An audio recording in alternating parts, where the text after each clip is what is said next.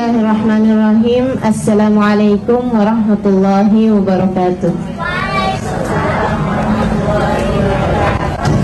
Alhamdulillah, wassalatu wassalamu ala rasulillah Muhammad ibn Abdillah wa ala alihi wa sahbihi wa man walah. Subhanaka la ilma lana illa ma 'allamtana innaka antal alimul hakim. Rabbi shrah li sadri wa yassir li amri wahlul 'uqdatan min lisani yafqahu qawli, amma ba'du. Alhamdulillah, pada hari ini Allah Subhanahu wa taala kembali mempertemukan kita di majelis ini dalam rangka mempelajari ilmu Allah sekaligus berusaha untuk menghijrahkan hati kita menuju Allah Subhanahu wa taala, menghijrahkan hati kita dari dunia menuju akhirat, menghijrahkan hati kita dari kesempitan menuju kepada kelapangan, menghijrahkan hati kita dari kesulitan menuju kepada kemudahan, menghijrahkan hati kita dari neraka menuju surganya insyaallah. Amin ya rabbal alamin. Saudari-saudariku sekalian yang saya muliakan,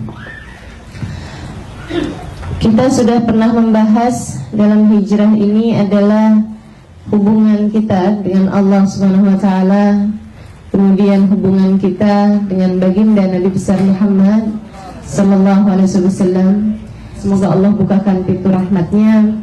Semoga Allah mudahkan kita untuk dapat mengamalkannya, semudah kita mempelajarinya, semudah kita mendengarkannya, semudah saya menyampaikannya insyaallah, semudah teman-teman mendengarkannya insyaallah. Allah mudahkan kita untuk dapat mengamalkannya.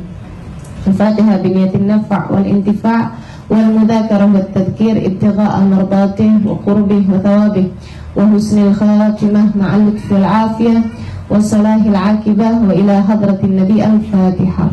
Rasulullah sallallahu alaihi wasallam mengatakan, akmalul mu'minina imanan ahsanuhum khuluqa. Orang yang paling sempurna keimanannya adalah orang yang paling baik akhlaknya. Dalam hadis yang lain Nabi Muhammad mengatakan, la yu'minu ahadukum hatta yuhibba li akhihi ma yuhibbu li nafsihi minal khair.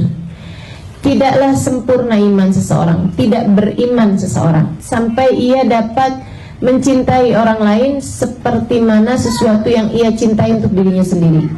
Suka terhadap orang lain sesuatu yang dia suka untuk dirinya sendiri.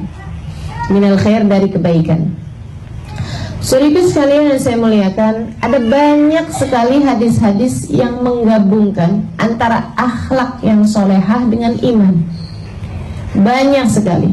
Man kana yu'minu billahi wal yawmil akhir falyukrim jarah. Man kana yu'minu billahi wal yawmil akhir falyaqul khairan aw liyasmut. Siapa yang beriman kepada Allah dan hari akhir, hendaklah dia memuliakan tetangganya. Memuliakan tetangga kan bagian dari akhlak. Man kana yu'minu billahi wal yawmil akhir falyukrim dhaifah. Siapa yang beriman kepada Allah dan hari akhir, hendaklah ia menghormati tamunya. Siapa yang beriman kepada Allah dan hari akhir, hendaklah ia berkata benar, berkata baik, atau kalau tidak diam. Antara iman sama akhlak ini seringkali digabungkan. Seringkali Allah Subhanahu wa taala menjadikannya sama. Maksud saya seperti ini. Allah tidak berkata siapa yang beriman kepada Allah dan hari akhir, hendaklah ia banyak membaca Al-Qur'an. Itu kan sesuatu yang jelas. Baca Al-Qur'an hubungan langsung antara kita dengan Allah, hubungan langsung antara kita dengan hari akhir. Al-Quran akan menjadi pemberi syafaat bagi kita di hari akhirat. Itu semua kita sudah memahaminya. Siapa yang beriman kepada Allah dan hari akhir, hendaklah dia tidak meninggalkan sholat misalnya. Itu sesuatu yang kita dapat mudah memahaminya. Tapi ini Nabi Muhammad mengatakan siapa yang beriman kepada Allah dan hari akhir, hendaklah ia memuliakan tetangganya. Ini kan antara iman dengan akhlak, begitu ya. Kenapa seringkali digabungkan? Karena ternyata orang yang paling mulia akhlaknya adalah orang yang paling sempurna keimanannya. Orang yang sempurna keimanannya di sini maksud saya adalah orang yang tidak lagi melihat si fulan sebagai si fulan, tapi melihat si fulan sebagai hambanya Allah. Saudaraku sekalian yang saya muliakan, ketika kita punya bos, kita punya atasan, kita misalnya bekerja di sebuah perusahaan, kita punya atasan yang sangat kita muliakan, sangat kita hormati, sangat kita harapkan dia nggak memecat kita, nggak mem-PHK kita. Orang yang begitu baiknya luar biasa, sering kasih kita bonus, sering kasih kita hadiah dan lain-lain sebagainya. Satu hari misalnya, dia kemudian bilang sama kita, saya akan kirimkan sama kamu utusan saya, atau anak saya atau siapapun, untuk untuk kamu beri dia sesuatu, misalnya gitu ya, untuk ngobrolin masalah apa misalnya atau apapun. Ketika dia datang, kita tidak melihat dia sebagai si fulan itu, mau anaknya kecil kek, ternyata yang dikirim adalah orang anak kecil misalnya gitu ya, atau misalnya orang yang dikirim itu orang yang cacat misalnya, atau yang dikirim itu orang yang seperti apapun. Kita ngadepin dia nggak sama dengan ketika kita ngadepin, mohon maaf nih, ceritanya yang dikirimin rada-rada budak misalnya kita kalau ngadepin orang budak kan suka rada naik darah kan gitu ya, kita ngomong gini, apa maksud saya begini loh, apa misalnya gitu kan naik darah tuh. Tapi ketika kita ingat bahwa ini adalah utusan dari bos saya, ini adalah orang yang nanti akan menyampaikan kepada bos kita apa yang kita sampaikan, bagaimana perlakuan kita kepadanya, sehingga nanti akan bermasalah bukan sama dianya, tapi masalah sama bosnya. Kita akan lebih berakhlak kepada dia, bukan begitu? Kita akan muliakan dia, budak-budak, tapi kita bilang, maksud saya seperti ini, gimana kalau saya tulis aja misalnya. Atau ada cara-cara yang manis kita akan perbuat kepada orang tersebut, bukan karena kita lihat dianya, tapi karena kita lihat yang mengutusnya. Saudariku sekalian yang saya muliakan, ada banyak hamba-hamba Allah SWT berakhlak begitu mulianya, karena mereka tidak melihat kepada orang yang dia berakhlak dengannya, akan tetapi dia melihat kepada siapakah Tuhan mereka semuanya. Kita berbuat sama mereka sebagai pergaulan kita kepada Allah SWT. Kita berhubungan dengan mereka sebagai hubungan kita dengan Allah SWT, karena mereka adalah hamba-hambanya Allah.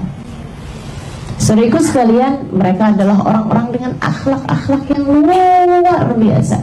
Mari kita contoh. Baginda kita Nabi besar Muhammad SAW, manusia yang paling mengajarkan kepada kita akhlakul karimah, manusia yang paling mengajarkan kita budi pekerti paling luhur, maha luhur, paling indah, luar biasa. Sampai Allah berkata tentangnya, wa innaka la'ala khuluqin adzim. Akhlaknya kepada manusia begitu indah karena beliau melihat manusia sebagai hamba-hambanya Allah. Dan beliau adalah seorang yang diutus Allah SWT untuk menyampaikan agama. Beliaunya merupakan perwakilan Allah, dan beliau melihat hamba-hambanya ini sebagai hamba-hambanya Allah SWT. Beliau lihat manusia yang ada di sekelilingnya hamba-hambanya Allah. Sampai-sampai Nabi Muhammad SAW tidak pernah terdengar memaki orang, tidak pernah terdengar seumur hidupnya mencaci orang, tidak pernah terdengar seumur hidupnya berkata kasar tentang orang lain. Bukan hanya kepada orang, bukan hanya kepada orang, bahkan ma'aban Nabi ta'aman qat, Nabi tidak pernah mencela bahkan makanan sekalipun. Ini ishtahu akalah wa in karihahu taraka. Bayangkan ini, bayangkan seseorang yang sepanjang hidupnya tidak mengerti cara mencaci, sepanjang hidupnya dia tidak pernah memaki, sepanjang hidupnya dia tidak pernah berkata kasar kepada orang lain, memarahi orang lain, nggak pernah sama sekali alaihi salatu wassalam. Bahkan beliau tidak pernah mencaci makanan.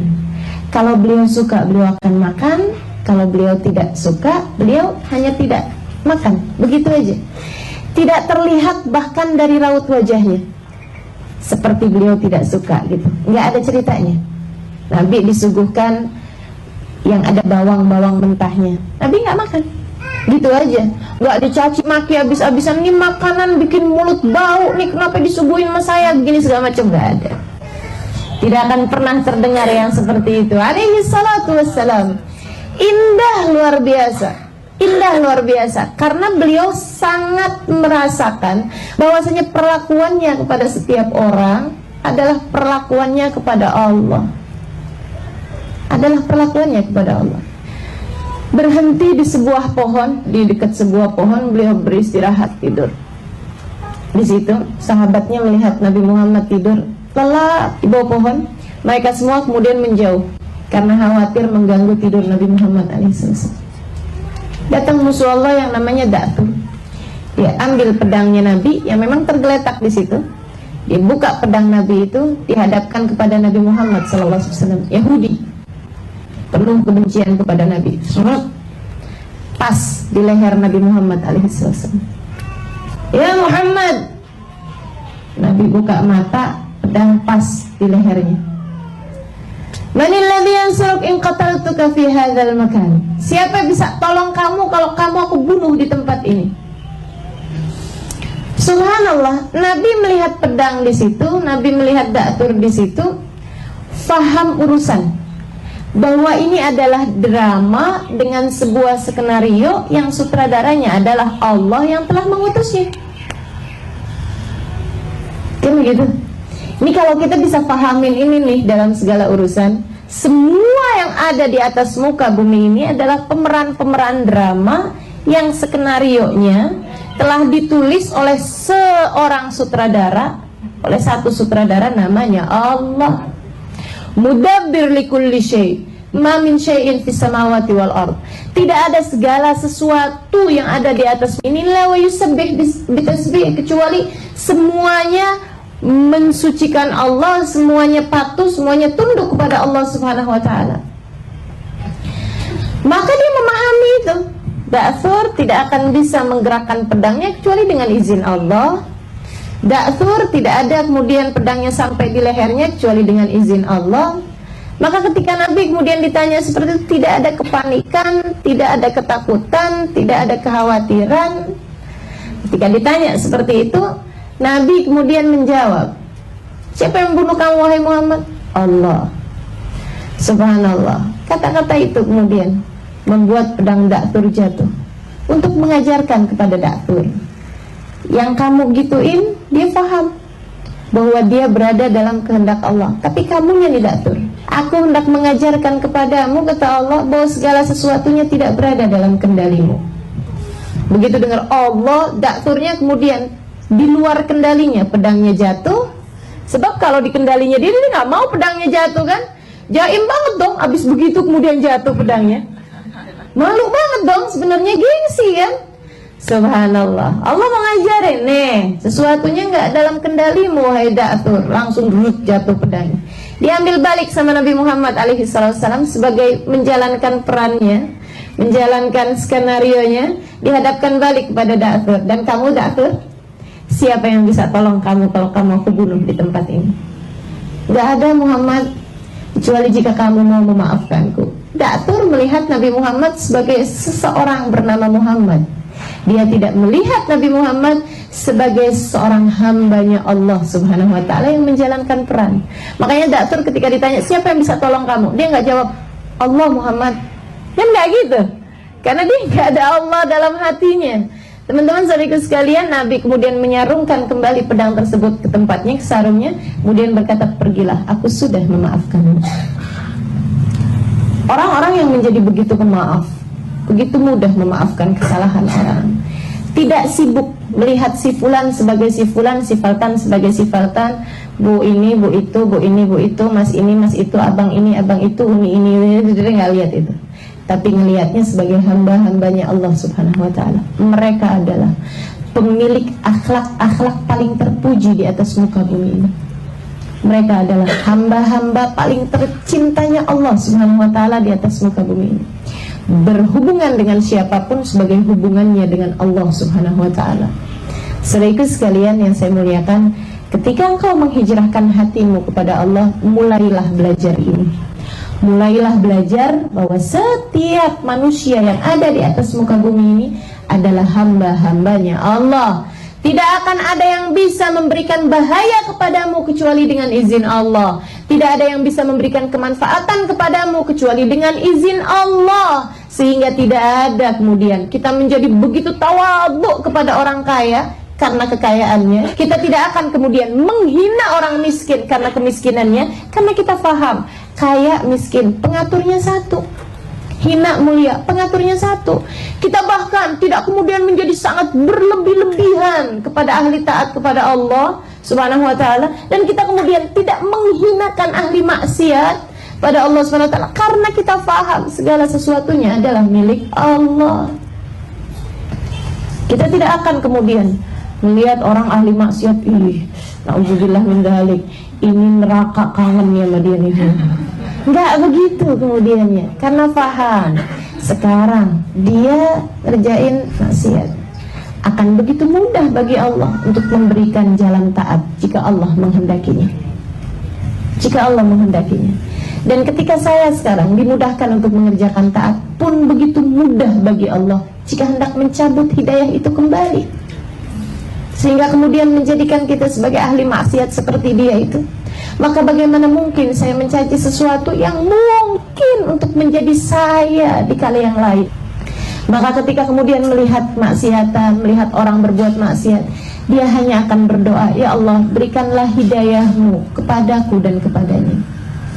Ya Allah, jangan pernah cabut hidayah yang kau telah anugerahkan kepadaku, dan karuniakanlah hidayah tersebut kepadanya, ya Allah. Hamba-hamba yang berhubungan dengan Allah Subhanahu wa ta'ala ketika ia berhubungan dengan sesama manusia, maka kemudian muamalahnya kepada Allah menjadikan dia bermuamalah yang baik kepada orang-orang yang Allah perintahkan dia untuk berbuat baik kepada orang tersebut. Misalnya Allah secara khusus memerintahkan kepada kita untuk berbuat baik kepada semuanya, tapi Allah bilang, anishkurli wali walidayk, terima kasihlah kepadaku. Oh pasti ya Allah, bukankah segala sesuatunya engkau yang memberikan? Tapi kata Allah, wali walidayk, terima kasih pula lah kepada orang tuamu. Dia kemudian orang-orang yang akhlaknya terpuji, yang muamalahnya kepada setiap manusia adalah muamalahnya kepada Allah, dia akan berterima kasih kepada orang tuanya, bukan atas apa yang dilakukan orang tuanya, tapi karena Allah memerintahkannya untuk berterima kasih kepada orang tuanya. Dia akan berusaha berbakti kepada orang tuanya, bukan karena siapa orang tuanya, bukan karena siapa orang tuanya, bukan karena orang tuanya adalah orang yang memang telah begitu sayang kepada dia, adalah karena begini, karena begitu, bukan. Tapi karena Allah memerintahkan dia untuk berbakti kepada orang tuanya. Sehingga tidak ada bedanya bagi orang tersebut antara orang tuanya adalah orang taat yang luar biasa dengan orang tuanya adalah orang yang bagaimanapun keadaannya, karena ia tidak berbakti kepada orang tuanya karena orang tuanya, ia berbakti kepada orang tuanya karena Allah. Semoga bisa dipahami dengan mudah, saudaraku sekalian, karena ini sangat penting. Dan ini yang sangat menjadikan kita orang-orang yang beriman kepada Allah berbeda dengan yang lain-lain. Segala kemuliaan akhlak yang kau lihat dalam diri siapapun, gitu ya, itu disebabkan karena ia memahami hal ini. Orang yang belum memahami hal ini hanya akan terjebak dengan perlakuan orang kepada dia. Dia berbuat baik sama orang lain karena orang tersebut berbuat baik pada dia. Tapi ketika orang tersebut tidak berbuat baik kepada dia, dia pun akan hilang akhlaknya. Karena ia berbuat baiknya cuma karena dia itu. Tapi orang yang sudah berbuat baiknya karena Allah SWT, melihat Allah dalam diri setiap hambanya, melihat Allah dalam diri setiap makhluknya, orang ini akan kita lihat menjaga lisannya, menjaga pandangannya, menjaga hatinya, menjaga perilakunya, karena ia tahu bahwa ia tidak bermuamalah dengan manusia, akan tetapi ia bermuamalah dengan Allah. Ia tahu bahwa ia tidak berhubungan dengan manusia, akan tetapi ia berhubungan dengan Allah. Saudariku sekalian yang saya muliakan, maka kita pun lihat juga hamba-hamba Nabi Muhammad seperti mana yang tadi saya sudah ceritakan. Kasih Allah SWT, sahabat-sahabat Nabi Muhammad alaihissalam, demikian perlakuannya kepada setiap manusia. Ia melihat Allah dalam diri setiap manusia. Saudaraku sekalian yang saya muliakan, ada satu kisah menarik yang saya juga tuliskan di buku Pilar Cahaya, tentang Sayyidina Abu Bakar As-Siddiq alaihi ridwanullah yang diceritakan oleh Sayyidina Umar bin Khattab alaihi ridwanullah. Sayyidina Umar satu ketika dia ada lihat Sayyidina Abu Bakar ini setiap pagi hari habis beres-beres urusan masjid, habis beres-beresan urusan rumahnya, selalu pergi ke satu tempat yang cukup terpencil, yang cukup keluar dari daerah pemukiman Mekah, daerah pemukiman Madinah maksud saya. Ada pergi gitu ya ke satu daerah terpencil, kemudian ada masuk ke sebuah rumah, membuat Sayyidina Umar merasa penasaran. Satu waktu diikuti, ternyata masuk ke sebuah rumah. Pulang Sayyidina Umar, besoknya lagi diikutin lagi, penasaran, pengen tahu nih rumahnya siapa. Apa Sayyidina Abu Bakar kawin lagi mungkin gitu ya, naroin istrinya di istri barunya karena nggak pengen ketahuan orang-orang, atau apalah gitu ya, di sebuah tempat gitu kan, atau apa mungkin, ataukah itu adalah amanat Nabi Muhammad alaihi wasallam, dan hal-hal yang lainnya yang ada dalam pikiran Sayyidina Umar bin Khattab. Sampai kemudian saudariku sekalian yang saya muliakan, masuk dalam rumah tersebut, lama sekitar 1 jam kemudian Sayyidina Abu Bakar keluar dari rumah itu. Begitu Sayyidina Abu Bakar keluar, sudah kira-kiranya cukup jauh, Sayyidina Umar balik masuk ke rumah tersebut, pengen tahu. Rumah yang sangat miskin Papa, rumah yang sangat miskin sekali. Subhanallah. Habis itu kemudian beliau masuk, mendapati ada seorang perempuan tua, sangat tua, buta, dan sudah sangat lemah. Di sudut ruangan disamperin sama Sayyidina Umar bin Khattab. Bu, saya mau tanya sama ibu. Iya, katanya. Itu yang tadi laki-laki yang datang kemari, itu siapanya ibu? Barangkali gitu ya, itu ternyata misalnya anak saya dari anak tiri saya misalnya gitu, atau apapun yang masih keluarga, entah itu keponakan, entah itu apa gitu. Katanya ibu tersebut, saya tidak tahu, saya nggak tahu siapa dia. Hanya saja dari sejak waktu yang cukup lama dia kemudian masuk ke rumah saya, dan setiap hari dia bersihkan rumah saya, dia urusin saya, dia masakin buat saya. Untuk kemudian masakannya itu udah mateng, dia kemudian suapin saya. Habis itu dia cucikan piringnya, dia kemudian pulang. Setiap hari dia kerjakan seperti itu untuk saya. Itu khalifahnya Sayyidina Abu Bakar waktu itu menjabat sebagai khalifah. Khalifah itu di atasnya presiden. Kebayang bisa begitu mulia akhlaknya, karena dia tidak memperlakukan perempuan tersebut sebagai salah satu rakyatnya. Akan tetapi beliau memperlakukan perempuan tersebut sebagai hambanya Allah, yang dia diperintahkan untuk berbuat baik kepada setiap hamba-hambanya Allah SWT. Luar biasa benar. Saudariku sekalian yang saya muliakan, Sayyidina Abu Bakar, Sayyidina Umar bin Khattab alaihi ridwanullah, ketika ia kemudian menjabat sebagai khalifah pun demikian, karena melihat perilaku-perilaku agung yang dicontohkan Nabi, perilaku agung yang dicontohkan Sayyidina Abu Bakar, beliau pun kemudian mengikutinya. Sayyidina Umar bin Khattab alaihi ridwanullah, saudariku sekalian yang saya muliakan, satu hari beliau tengah berjalan-jalan, lagi jalan-jalan, tahu-tahu di sebuah perkampungan yang cukup jauh dari perkotaan Madinah, ada laki-laki teriak-teriak.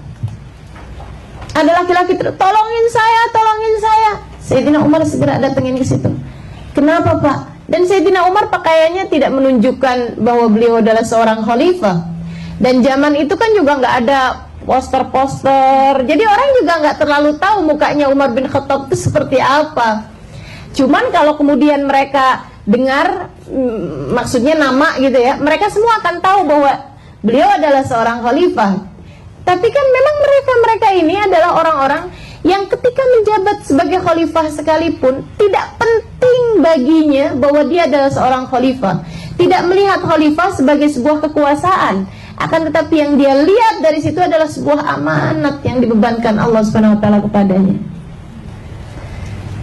Akhirnya kemudian, ada apa Pak? Pak, ada apa Pak? Istri saya mau melahirkan, saya nggak tahu nih mau minta tolong sama siapa, saya tidak bisa melakukannya.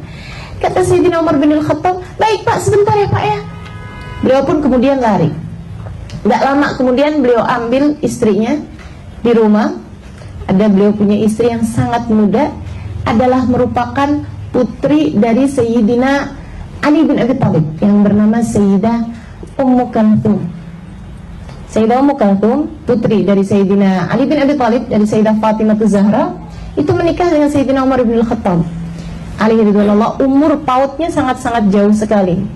Dan ini juga nih perhubungan yang terjadi di antara para sahabat-sahabat Nabi Muhammad SAW dengan ini menikahkan anaknya dengan si ini nikahkan anaknya dengan si ini. Itu adalah merupakan menunjukkan bahwa di antara mereka saling ada menghormati, saling ada cinta, saling ada kedekatan. Tidak seperti sebagian yang orang-orang sampaikan bahwa antara Sayyidina Ali bin Abi Thalib dengan Sayyidina Umar ada ketidakcocokan, apalagi ada permusuhan. Ini orang-orang yang tidak mengenal, paham bahwasanya mereka adalah pemilik keimanan sempurna, karena mereka adalah orang-orang terdidik di bawah asuhan baginda kita Nabi besar Muhammad sallallahu alaihi wasallam. Teman-teman saudaraku sekalian yang saya muliakan, dia ambil kemudian istrinya yang adalah merupakan cucu Nabi Muhammad sallallahu alaihi wasallam. Sayyidina Umar kemudian bawa masuk istrinya itu, dibilang ada perempuan mau melahirkan, nggak ada bidannya, saya minta tolong kamu. Lebaik wahai suamiku, lebaik wahai Amirul Mukminin. Beliau kemudian masuk dan diurusin perempuan tersebut, cucu Nabi Muhammad alaihi wasallam. Perempuan yang maksudnya di rumah tersebut tuh sangat-sangat sederhana, sangat-sangat miskin. Dia kemudian, istrinya ini Sayyidah Ummu Kalthum kemudian berkata kepada Sayyidina Umar bin Al-Khattab, wahai Umar, bagaimana jika engkau menjerangkan untukku air panas untuk bersih-bersih, untuk ini apa segala macam. Dikerjakan. Sayyidina Umar bikinin air panasnya. Suaminya kebawa panik dan dia nggak sempat nanya ini siapa nih bantuin. Ya Allah, subhanallah. Sampai habis selesai lahir bayinya, dibersihin bayi tersebut oleh Sayyidah Ummu Kalthum. Sampai jadi cakep, bersih bayinya, apa kotor-kotorannya di situ semuanya dibersihkan. Karena orang baru melahirkan kan nggak berdaya sama sekali. Habis semuanya bersih, semuanya cakep, spraynya diganti, ini itu apa segala macam, bayinya dikasihin. Kemudian begitu lahir juga minta dia suaminya untuk mengadani, mengkomati sebagaimana yang diperintahkan oleh Nabi Muhammad SAW. Bawa keluar, diadanin, dikomatin, kemudian habis selesai dibawa masuk lagi, dikasihkan kepada perempuan tersebut. Habis selesai semuanya rapi, mereka kemudian berpamitan. Dan nggak kepengen juga ngasih tahu gitu ya. Apalagi dengan tambahan, nanti kalau ada pemilihan lagi saya begitu mau keluar, dia baru tanya, terima kasih, saya nggak tahu apa yang harus saya perbuat kalau saja kalian tidak ada di rumah ini. Kalau boleh saya tahu namamu? Sayyidina Umar mengatakan, anak Umar bin Al-Khattab. Khalifahnya Umar bin Khattab yang itu. Umar bin Khattab yang khalifah. Dia bilang, iya betul, dan ini istri saya Ummu Kalthum binti Ali bin Abi Thalib, atau Ummu Kalthum bintu Fatimah bintu Nabi sallallahu alaihi wasallam. Ya Allah, luar biasa, mengalir air mata haru. Gimana mungkin anaknya begitu lahir yang ngurusin adalah cucunya Nabi Muhammad sallallahu alaihi wasallam. Yang ngebidanin adalah khalifah, yang ngebidanin adalah cucu Nabi Muhammad, yang jerangin airnya khalifah.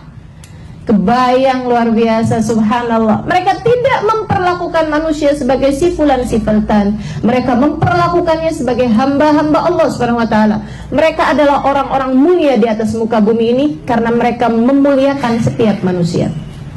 Orang mulia tampak dari kemampuannya memuliakan setiap orang. Dan orang hina tampak dari kemampuannya menghinakan setiap orang. Mau orangnya kayak apapun tinggi kedudukannya, kalau dia hanya menghina-hinakan bawahannya, dia adalah orang hina. Karena orang mulia melihat setiap orang sebagai hamba-hamba Allah Subhanahu wa ta'ala. Ketika ia memuliakan Allah, ia memuliakan semua hamba-hambanya. Jangankan orang yang biasa, sampai kepada, maksudnya jangankan kepada orang tuanya, kepada suaminya, kepada anak-anaknya yang memang mereka harus memuliakannya. Bahkan kepada orang non-muslim sekalipun, bahkan kepada ahli maksiat sekalipun, mereka memuliakannya. Kenapa? Karena melihatnya sebagai hamba-hambanya Allah Subhanahu wa ta'ala jalla jalaluhu ta'ala azamatu. Saudari sekalian yang saya muliakan, ini Sayyidina Abu Bakar, Sayyidina Umar. Saya sudah kasih contoh Nabi Muhammad, Sayyidina Abu Bakar, Sayyidina Umar. Terus ke bawah sampai di zaman sekarang ini. Hamba-hamba paling mulia di atas muka bumi ini, orang-orang paling kuat imannya, saya lihat adalah orang-orang yang memperlakukan setiap orang dengan penuh kasih sayang. Saya ikut sekalian pernah baca buku Bidadari Bumi, bagaimana ada seorang ibu baru kenal mas saya bisa ngedoain saya kayak begitu tentang Hubabah Tiflah itu. Subhanallah, mereka memperlakukan orang bukan sebagai fulan atau faltan, memperlakukannya sebagai hambanya Allah. Hambanya Allah. Dia ingin menjadi seorang hamba yang dimuliakan Allah, maka ia pun memuliakan setiap hamba-hamba Allah Subhanahu wa ta'ala. Rahmatnya luar biasa besar. Ada seorang ulama terkemuka bernama Abdullah bin Umar Asy-Syatiri alaihi ridwanullah. Saya jumpa dengan anak-anak beliau. Saya jumpa dengan putra beliau yaitu Al-Habib Hasan Asy-Syatiri. Dan saudariku sekalian yang saya muliakan, Habib Hasan pun sudah meninggal dan beliau adalah seorang ulama yang luar biasa, kekasih Allah Subhanahu wa ta'ala. Ini ya, Habib Abdullah bin Umar Asy-Syatiri alaihi ridwanullah. Satu ketika datang seorang muridnya dengan geram yang luar biasa, dengan marah yang luar biasa. Dia bilang, "Beb, izinin saya, Beb." "Kenapa? Kamu kenapa, nak?" "Saya ini, Beb, abis dikata-katain orang, abis dibolimin orang di pasar sana itu. Ada orang jelek-jelekin saya, ada orang caci maki saya panas sekali, saya kesel sekali. Terus kamu gimana sekarang?" "Izinkan saya, Beb, saya mau gampar orang itu." Jadi ini luar biasa sekali ya, murid ini ya, dia kepengen gampar tapi biar nggak terlalu salah dia minta izin sama gurunya gitu. Dia minta izin sama gurunya, izinin saya buat gampar dia gitu. Saya sudah punya cukup alasan buat gampar dia karena orang itu udah giniin saya. Dan subhanallah, kekasih Allah Subhanahu wa ta'ala melihat hamba-hambanya sebagai hamba-hamba Allah, melihat manusia sebagai hamba-hamba. Dia bilang begini, "Jadi kamu sekarang nih kepengen gampar dia banget, udah sampai di sini, udah sampai di tenggorokan, udah tinggal muntahnya aja gitu ya, tinggal kerjain aja gitu." Katanya Habib, "Oh baik-baik, coba kamu deketin saya." "Iya, Bib." Dia nggak kasih nasihat untuk kamu harus bersabar, bisa sakitin orang itu pahalanya begini, dizolimin orang, nggak ada. Kasih Allah Subhanahu wa ta'ala memperlakukan orang sebagai hamba-hambanya Allah, penuh rahmat, penuh kasih, penuh cinta. Beliau malah memerintahkan begini, "Coba kamu pejam mata sekarang, udah dekat, kamu pejam mata sekarang." "Iya, Bib." Bukan juga disuruh Allah, ingat Allah, nggak gitu juga gitu ya. Kamu pejam mata, udah begitu dilihatnya pejam mata. "Sekarang kamu bayangkan saya adalah orang yang kamu keselin tuh. Terus, Bib, sekarang kamu gampar saya." Orangnya bengong. "Ya nggak bisa lah, Bib." "Nggak apa-apa, nak. Kalau kamu hanya sekedar kepengen gampar orang, gamparlah saya." Akhlak-akhlak terpuji semacam ini tidak akan dimiliki kecuali oleh orang-orang yang melihat fulan sebagai hamba-hambanya Allah Subhanahu wa ta'ala. Subhanallah, saya melihat mereka nih, para kekasih-kekasih Allah, dimulai dari baginda kita Nabi Muhammad, terusnya sampai zaman sekarang ini. Kekasih-kekasih Allah Subhanahu wa ta'ala yang melihat hamba-hambanya sebagai hamba-hambanya Allah, melihat mereka sebagai orang-orang yang menjalankan skenario yang sutradaranya adalah Allah Subhanahu wa ta'ala. Mereka itu sampai kemudian tahu persis apa yang Allah inginkan untuk mereka lakukan pada setiap orang. Pada setiap orang. "Alimah, kamu keluar rumah, di sana ada orang yang sedang sangat lapar, beri makan, nak." Guru saya, Hubabah Maryam, bagaimana dia bisa tahu ada orang di luar rumahnya sana yang sedang lapar? Kalau tidak karena mereka melihat setiap manusia sebagai hamba-hambanya Allah, sehingga mereka menjadi perantara rahmatnya Allah Subhanahu wa taala di atas muka bumi ini. Subhanallah, subhanallah. Dan itu nggak cuman orang di luaran sana, di Indonesia. Saya punya guru di Jawa Tengah sana, di Tegal. Satu hari saya sedang bincang-bincang sama beliau, tiba-tiba aja beliau panggil istrinya. Dia panggil istrinya, kemudian istrinya datang, dia bilang apa? Di luar sana, rumahnya besar, sangat besar sekali. Di luar sana, ada orang lagi jalan menuju rumah kita, dia sangat lapar. Beri dia makan. Saya sampai, oke. Ini hamba-hamba tercinta Allah Subhanahu wa taala melihat manusia sebagai hambanya Allah, Allah pun bagi tahu kepada mereka. Kasih sayang, rahmat yang luar biasa. Mereka menjadi penebar-penebar rahmat di atas muka bumi ini, memaknai makna, melanjutkan apa yang dilakukan oleh nabinya, wa ma arsalnaka illa rahmatan lil alamin. Tidaklah kami utus engkau wahai Nabi Muhammad kecuali sebagai penebar rahmat buat alam semesta. Mereka pun menjadi yang seperti itu. Izinkan saya bercerita. Seorang kekasih Allah Subhanahu wa taala bernama Sayyidina Syekh Abu Bakar bin Salim alaihi ridwanullah. Ini kekasih Allah yang luar biasa. Saya tidak jumpa dengan beliau. Beliau wafat sekitar 400-an tahun yang silam. Jadi saya nggak jumpa karena saya belum hidup zaman itu. Iya, tapi kisah-kisah tentang beliau dan karangan-karangan, kitab-kitab karangan beliau saya baca. Kisah-kisahnya seringkali saya dengar. Dan saya pernah sampai di rumah tempat beliau dulu tinggal. Saya pernah sampai di ma'bad tempat beliau dulu beribadah. Saya pernah sampai di makam beliau. Saya pernah sampai kepada cucu-cucu beliau. Dan yang saya ceritakan di buku Bidadari Bumi tentang Hubabah Khadijah. Hubabah Khadijah binti Syekh Bakar bin Salim. Baba Khadijah di Pesta Agung.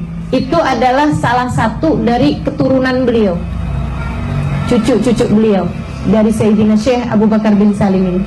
So itu sekalian yang saya muliakan, ada kisah yang sangat indah sekali diceritakan tentang Sayyidina Syekh Abu Bakar bin Salim. Begini nih ceritanya. Ada seorang laki-laki yang menjadi ulama di Mekah. Ulama besar dia di Mekah, punya banyak murid, punya ini apa segala macam. Dan beliau itu juga berguru pada Sayyidina Syekh Bakar bin Salim. Begitu ya. Di masa mudanya dan juga sampai sekarang pun ada banyak. Maksudnya kalau ada pertanyaan-pertanyaan apa beliau suka tulis-tulisin untuk nanti ditanyakan. Kalau beliau tidak tahu jawabannya, dia akan tanyakan kepada gurunya itu.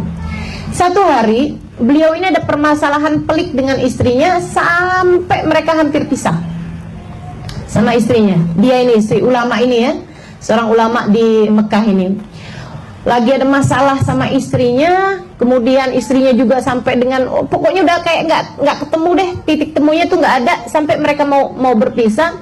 Dalam keadaan galau, dalam keadaan gelisah, beliau kemudian datang ke rumahnya Sayyidina Syekh Abu Bakar bin Salim di Inat, melakukan perjalanan panjang dari Mekah sampai dengan ke Yaman, dari Yaman kemudian pergi pula ke Inat namanya ya, tempatnya, nama kampungnya itu.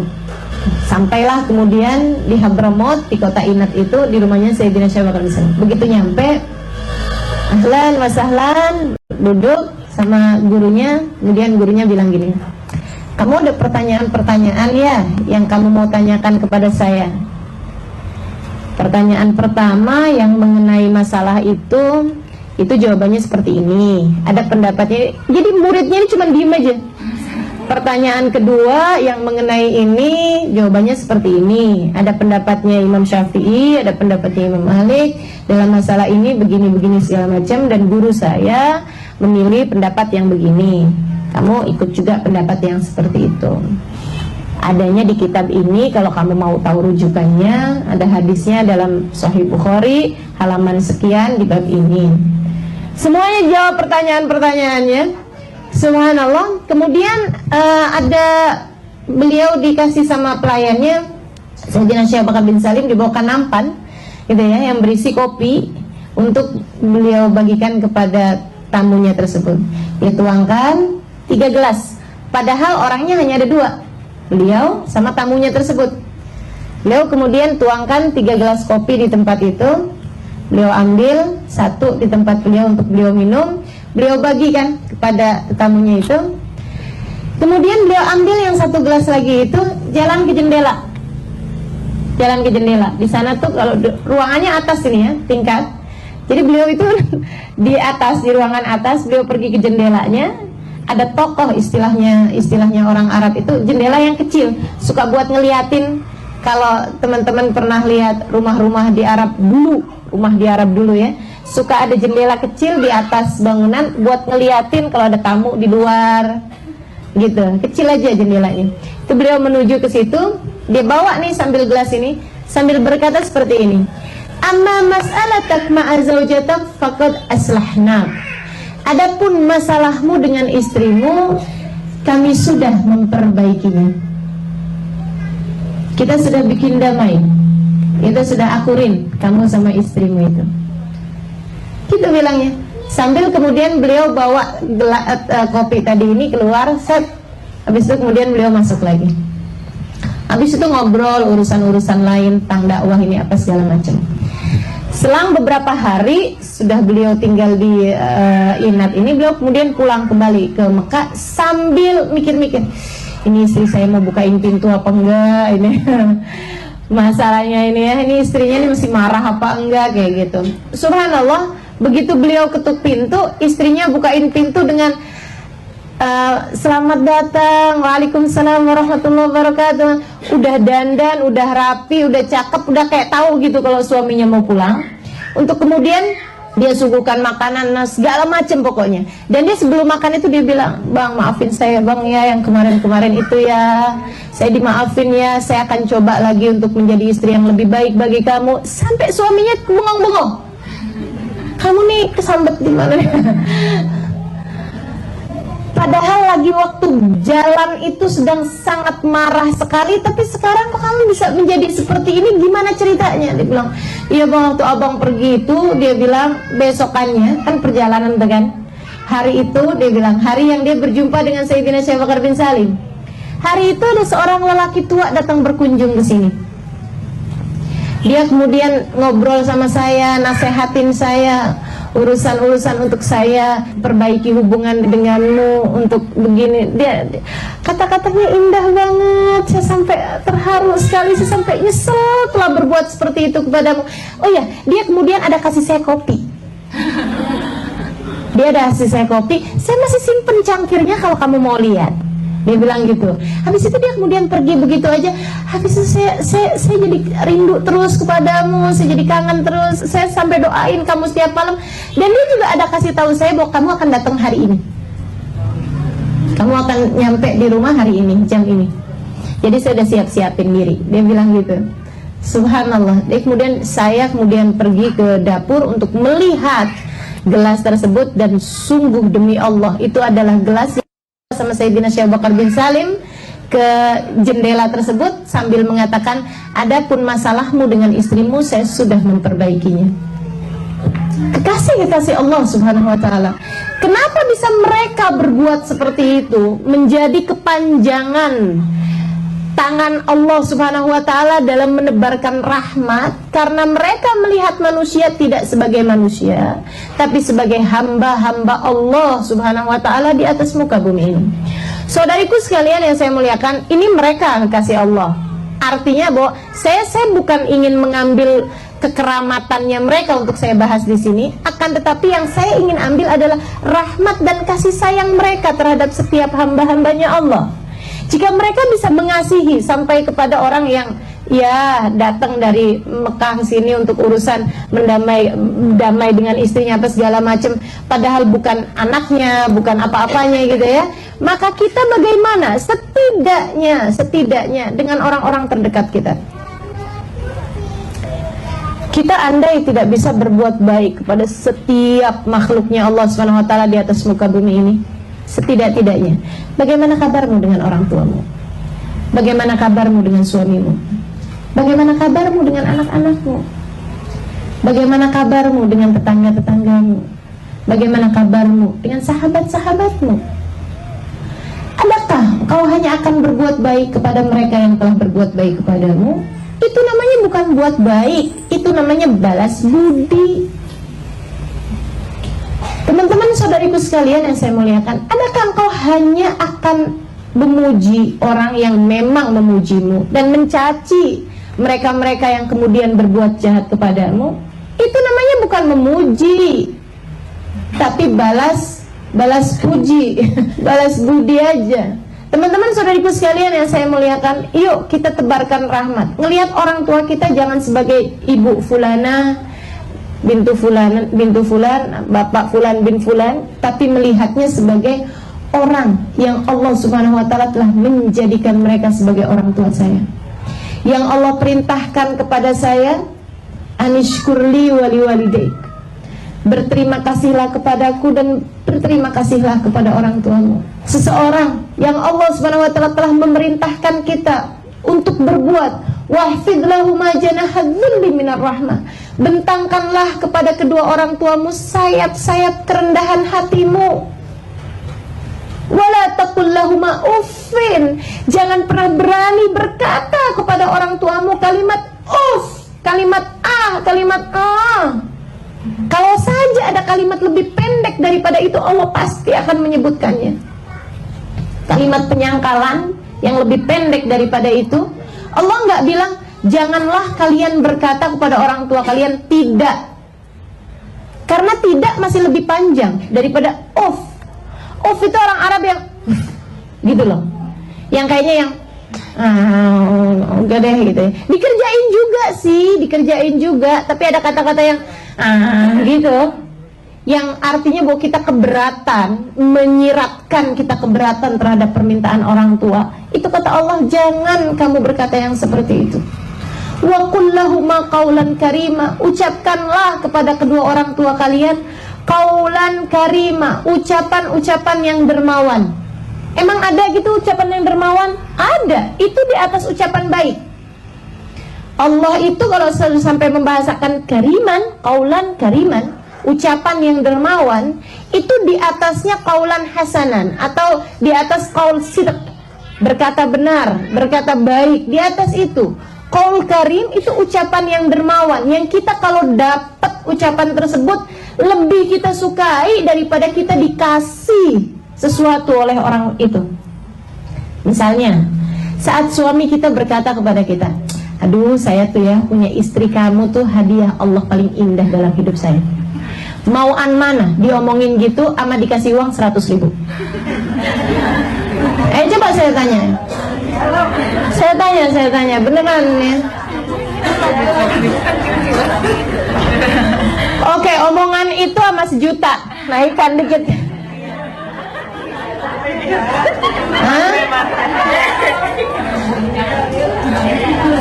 Jangan suruh milih katanya. Saya pengen milih, maksud saya ingin ngasih tahu bahwa ada kata-kata gitu ya, yang andai senilai ucapan itu tuh senilai, andai ucapan itu bisa dinilai dengan uang, itu tuh senilai uang yang sangat tinggi sekali nilainya. Itu yang Allah Subhanahu wa taala maksudkan dengan qaulan karima. Ucapkanlah kepada orang tuamu qaulan karima, ucapan-ucapan yang dermawan. Artinya bahwa kita sampaikan kepada ibu kita di saat dia bilang, maaf ya nak ya, mama udah bikin kamu susah. Mama, siapa bilang saya susah? Ini adalah kesempatan yang Allah bagi pada saya untuk saya bisa bahagiakan mama. Buat saya kalau bisa bikin mama tersenyum, aduh rasanya dunia dan seisinya gak ada artinya apa-apa. Betapa kata-kata itu akan menjadi qaulan kariman yang didengar oleh ibumu sepanjang hayatnya. Anak saya pernah bilang begini loh tentang saya, subhanallah. Ataukah yang selama ini dikenang oleh orang tuamu terhadapmu hanyalah sekedar kata-kata yang, mama diminum ya ma obatnya, mama kalau sakit saya susah loh. Hanya sekedar itu. Apalagi kalau kemudian, nih mama nih, gara-gara mama sakit kan, saya akhirnya kan harus ngantor mama. Akhirnya saya nggak bisa ngantor nih mama doain aja deh biar saya nggak dipecat. Ya Allah, ya Allah, ya Allah, ya Allah, ya Allah. Ayolah, mulai kita belajar melihat ibu kita sebagai seseorang yang telah dipilihkan Allah untuk engkau berbakti kepadanya. Dipilihkan Allah untuk engkau berada di atas muka bumi ini lewat mereka. Mudah-mudahan kita dapat mengamalkannya. Amin ya rabbal alamin. Mari lihat suamimu dengan kacamata yang seperti ini. Karena jika ini kau lakukan, kau akan menjadi salah satu dari akhlak kariman, orang-orang yang berakhlak mulia di atas muka bumi ini. Lihatlah sebagai hamba Allah subhanahu wa ta'ala. Lihatlah sebagai seseorang yang Allah telah mengizinkanmu untuk berjalan bersama-samanya menuju surga. Lihat dia sebagai ladang-ladang amalmu, tempat engkau menanam hingga kemudian kau menghasilkan buahnya yang akan kau nikmati di surga kelak. Maka setiap kebaikan yang kau lakukan terhadap suamimu, ia tidak kemana-mana, ia hanya akan kembali kepada dirimu sendiri. Karena kebaikan itu hal jazaul ihsan ilal ihsan, Allah hanya akan membalas kebaikan dengan kebaikan pula. Saudariku sekalian yang saya muliakan, memang tidak mudah, tapi yang sudah belajar tentu jauh lebih bisa mengamalkannya dibandingkan yang tidak pernah dengar. Saya berharap sebagaimana yang tadi saya sampaikan di awal majelis, mudah-mudahan semudah kita memahaminya, semudah kita mendengarnya hari ini, Allah mudahkan kita untuk dapat mengamalkannya. Saudaraku sekalian, lihat dia sebagai seseorang yang Allah jadikan teman kita menuju surga. Lihat dia sebagai seseorang yang menjadi sebab kita masuk ke dalam surga Allah SWT. Maka kemudian berbuatlah kepadanya. Bahkan senyummu bernilai di sisi Allah SWT. Senyummu kepadanya bernilai di sisi Allah SWT. Bahkan ucapan-ucapan baikmu memuji suamimu bernilai di mata Allah SWT. Kalau tidak karena nilainya yang sangat tinggi, setan gak akan bikin kita merasa berat mengerjakannya. Saya udah tanya sama semua perempuan, paling susah terima kasih sama siapa? Mas suami. Paling susah bilang minta maaf sama siapa? Mas suami. Pokoknya deh, subhanallah, subhanallah ya mas suami ini kan. Kenapa bisa begitu berat? Karena setan tahu nilai pahalanya kayak apa, jadi dia coba halangin kita. Coba halangin kita. Paling berat muji siapa? Suami. Ntar dia besar kepala, ustazah kalau saya puji terus. Enggak apa-apa, nanti kalau kita sering-sering puji, nanti dia balik akan melakukan hal yang sama kepadamu. Jadilah tanah hamparan baginya, dia akan menjadi atap yang melindunginya. Begitu katanya Sayyidah Asma bintul Kharijah. Saudariku sekalian yang saya muliakan, yuk kita lihat setiap orang sebagai hamba-hambanya Allah. Kita lihat perlakuan kita kepada setiap orang sebagai perlakuan kita kepada hamba-hambanya Allah, yang artinya adalah perlakuan kita kepada Allah. Karena hamba-hambanya ini akan menjadi saksi-saksi kita di atas muka bumi ini. Subhanallah, subhanallah. Enak kayaknya ya kalau hidup kayak gitu ya. Yuk kita belajaran. Kita belajaran. Lihat orang pokoknya inget-ingetin diri. Hambanya Allah, hambanya Allah, hambanya Allah, hambanya Allah. Saya harus berbuat baik kepada dia. Seperti apapun dia kepada saya nggak peduli. Saya akan terus memuliakan dia. Seperti apapun dia, saya tidak peduli. Seperti apapun dia kepada saya tidak peduli. Yang saya akan pedulikan adalah perlakuan saya kepadanya. Karena kita tidak akan dibalas atas apa yang dilakukan orang lain kepada kita, tapi kita hanya akan dibalas atas apa yang kita perlakukan kepada orang lain. Bukan begitu? Kita tidak akan dibalas atas apa yang suami kita lakukan kepada kita. Kita akan dibalas oleh Allah atas apa yang kita perlakukan kita. Tenang aja teman-teman saudaraku sekalian, semua kebaikan hanya akan kepadamu. Karena sebenarnya semua muamalah ini pada sejatinya adalah muamalah kita kepada Allah.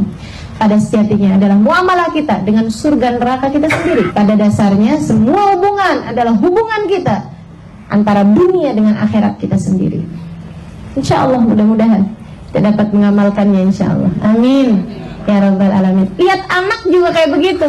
Kita nggak cuma ngelihat dia sebagai lo anak gue, tau nggak?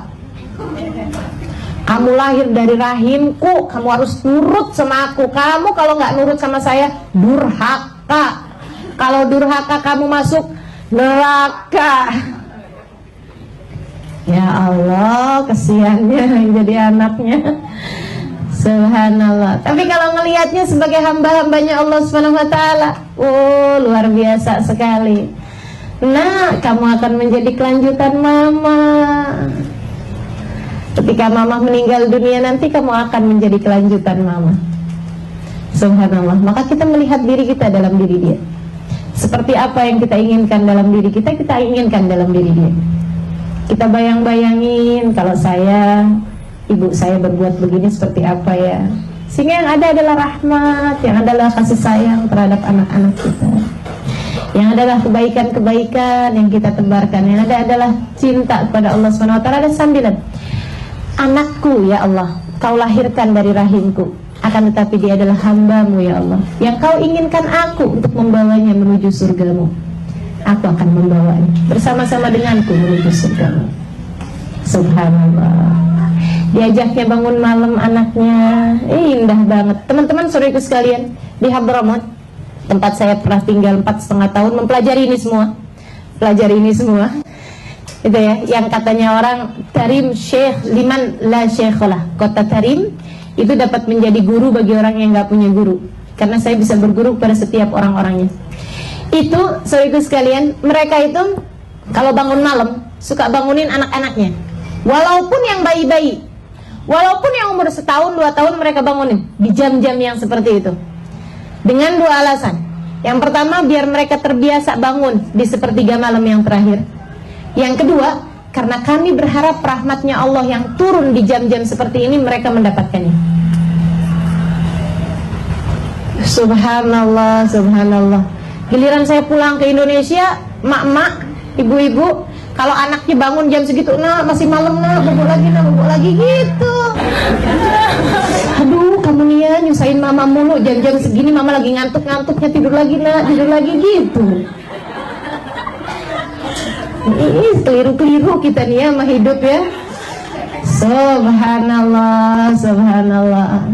Yuk sayangi setiap orang seperti kita menyayangi diri sendiri. Mari cintai untuk setiap orang apa yang kita cintai untuk diri kita sendiri.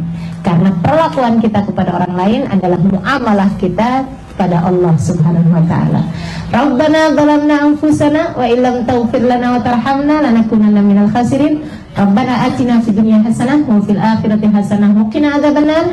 Da'wahum fiha subhanakallahumma wa tahiyyatuhum fiha salam. Akhiru da'wahum alhamdulillahi rabbil alamin.